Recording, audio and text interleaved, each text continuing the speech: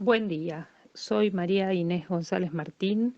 En la tercera parte de la clase de Fisiología del Eje Gonadal Femenino nos vamos a abocar al estudio del ciclo menstrual. Al definir al ciclo menstrual, vamos a destacar los siguientes puntos. Primero, que se trata de un ciclo, o sea que se repite con una determinada frecuencia. Nosotros nos vamos a referir a un ciclo de 28 días de duración.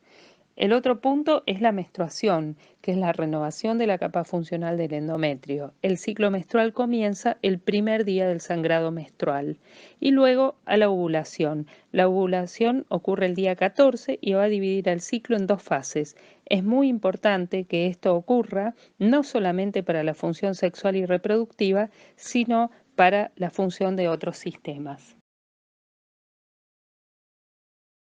Eje hipotálamo hipófiso ovárico.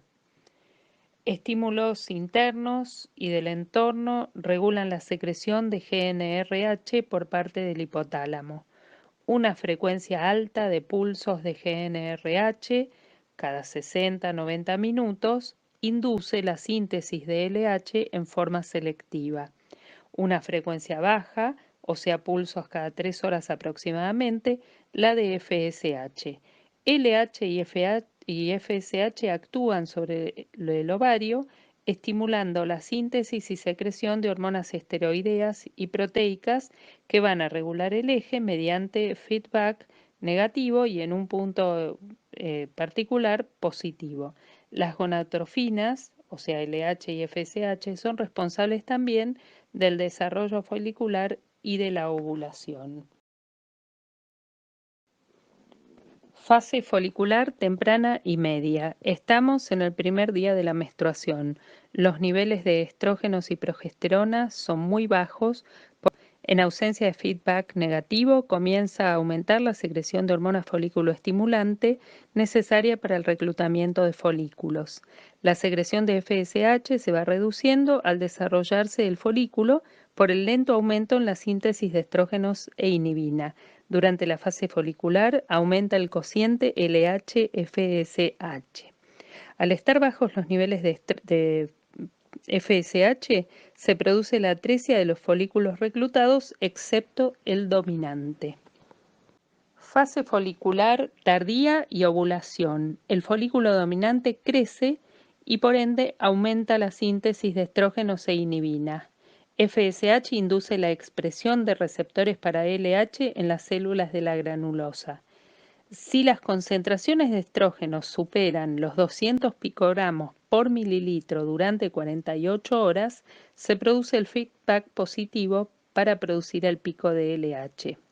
Aumenta la sensibilidad de los receptores para GnRH a nivel de la hipófisis y el pico de LH estimula la ovulación y la diferenciación de las células de la granulosa en células productoras de progesterona. Fase lútea temprana y media. Se ha producido la ovulación y por ende estamos ante la presencia del cuerpo lúteo, que tiene la posibilidad de secretar altas concentraciones de estrógenos e inhibina, pero fundamentalmente de progesterona. Esto hace que se reanude el feedback negativo y entonces descienden la síntesis de LH y FSH hasta niveles basales. Las altas concentraciones de progesterona son las que impiden que se genere un feedback positivo, aun si los niveles de estrógenos superaran los 300 picogramos por decilitro. Fase lútea tardía. El cuerpo lúteo depende de la LH para seguir funcional, pero con el paso del tiempo va perdiendo sensibilidad a la misma y por ende su capacidad de síntesis de progesterona y estrógenos. De esta manera también desciende la capacidad de feedback negativo, de manera tal que 2 días antes de la aparición de la menstruación, los niveles de FSH comienzan a subir. Al final del ciclo, el cuerpo lúteo se atresia y se convierte en cuerpo albicans, de manera tal que los niveles de estrógenos y progesterona bajan y ahí se produce el sangrado menstrual. El reclutamiento tiene lugar entre el día primero y el día cuarto del ciclo, luego la selección ocurre entre el día 4 y el sexto y la dominancia desde el día 6 hasta la ovulación. Durante la primera semana, Los altos niveles de FSH favorecen el crecimiento folicular, que ya en la segunda semana, producto del aumento de la síntesis de estrógenos por parte del folículo, generan una disminución de los niveles de FSH por feedback negativo. Solo uno de los folículos reclutados va a ser seleccionado para que madure, se convierta en el dominante y luego siga adelante con todo este proceso hasta la ovulación. Ese va a ser el folículo que presente mayor número de receptores para FSH, mayor actividad de aromatasa y mayor concentración de estrógenos. El resto se atresia. Los folículos seleccionados son los que tienen mayor número de receptores para FSH. Entonces se va a producir un aumento del crecimiento y mayor producción de inhibina por parte de las células de la granulosa. Este aumento de inhibina genera un feedback negativo sobre FSH de manera tal que solo van a crecer los folículos con número suficiente de receptores. El resto se va a atresiar. El folículo seleccionado va a tener mayor concentración de factor de crecimiento insulinosímil tipo 1, que va a estar secretado en las células de la granulosa, y su secreción es estimulada por FSH. También estrógenos y factor de crecimiento endotelial. El folículo dominante entonces va a ser el responsable de la génesis del pico de estrógenos, que va a condicionar la aparición del pico de LH, que va a ser el responsable de la ovulación. La rotura del folículo ocurrirá 36 horas posteriores al pico de LH.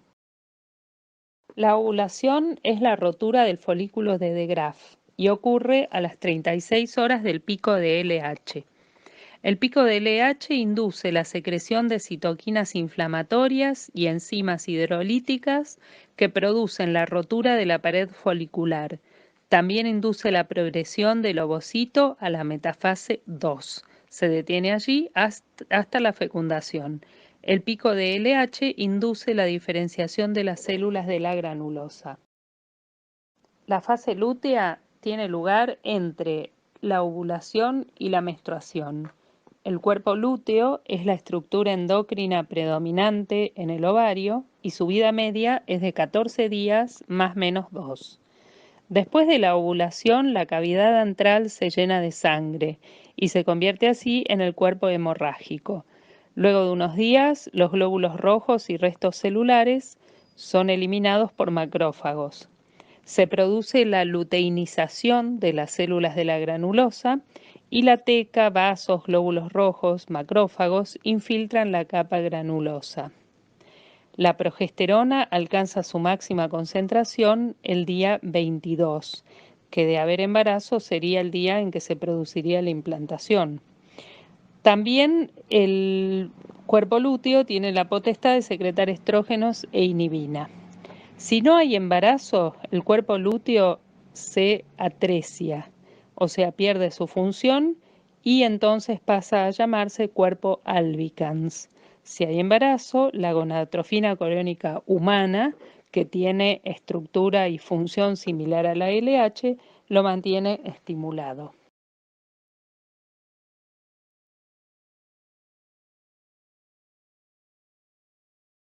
Podemos hablar de dos fases en el ciclo menstrual y sus nombres pueden variar en función de la mirada que le demos. Si observamos lo que ocurre a nivel ovárico, hablamos de una fase folicular, donde está presente el folículo, y luego de la ovulación pasa a llamarse fase lútea por la presencia del cuerpo lúteo. Si observamos los niveles de hormonas producidas a nivel ovárico, la primera fase se llama estrogénica y la segunda fase progestacional. Si miramos lo que ocurre a nivel del endometrio, hablamos de una primera fase proliferativa que se divide en dos. La primera parte es la menstruación, que son los primeros 5 días, y el resto la proliferación endometrial. Y luego de la ovulación se llama fase secretora, porque justamente predomina la secreción. Y luego tenemos que también hacer hincapié en la temperatura corporal basal. La temperatura corporal basal aumenta entre 0,5 y 0,8 grados centígrados después de la ovulación, producto del aumento de los niveles de progesterona, que van a ejercer un estímulo a nivel hipotalámico en el centro termorregulador, cambiando el set point. Para hacer diagnóstico de ovulación podemos recordar este esquema. Si observamos la fase lútea, vemos que hay un aumento importante en los niveles de progesterona. La progesterona entonces es la gran diferencia entre la fase folicular y la fase lútea. De esta manera podemos hacer dosajes en plasma de los niveles de progesterona o podemos ver algunos de sus efectos biológicos que se pueden evaluar. Por ejemplo, el aumento de la temperatura corporal y además el cambio en el aspecto del moco cervical, que pasa de ser filante en la fase estrogénica a ser un moco más espeso en la fase progestacional. Producto de la acción de las hormonas, se observa a nivel endometrial, a nivel del moco cervical, del endocervix y del miometrio, modificaciones. Entonces podemos hablar de una fase proliferativa o estrogénica, una fase secretora o progestacional y una fase menstrual o de disgregación. En la fase proliferativa temprana vemos que el espesor del endometrio es menor a 2 milímetros, pero a partir del quinto día del ciclo se empieza a restablecer el epitelio a expensa de proliferación de las células de las capas basales. La actividad mitótica del epitelio y del estroma se pone en evidencia a partir del quinto día y sigue hasta 3 días después de la ovulación. La fase proliferativa tardía se caracteriza porque el espesor endometrial sigue en aumento y empieza a aparecer la proliferación de epitelio glandular y el aumento de la irrigación. La fase secretora se caracteriza porque ya el espesor endometrial no va a aumentar prácticamente. Lo que ocurre es que empieza a aparecer una abundante secreción glandular, los vasos se hacen espiralados, las glándulas adquieren un aspecto en serrucho y se produce la predesidualización de las células estromales.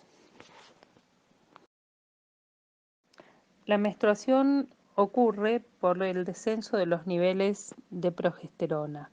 24 horas antes de la menstruación aparece una fase isquémica con vasoconstricción de las arterias espiraladas. Estas a su vez se relajan, el endometrio superficial se distiende por la formación de hematomas y se desarrollan fisuras que llevan al desprendimiento del endometrio funcional. La duración es entre 4 y 6 días y el volumen promedio es entre 25 a 60 mililitros.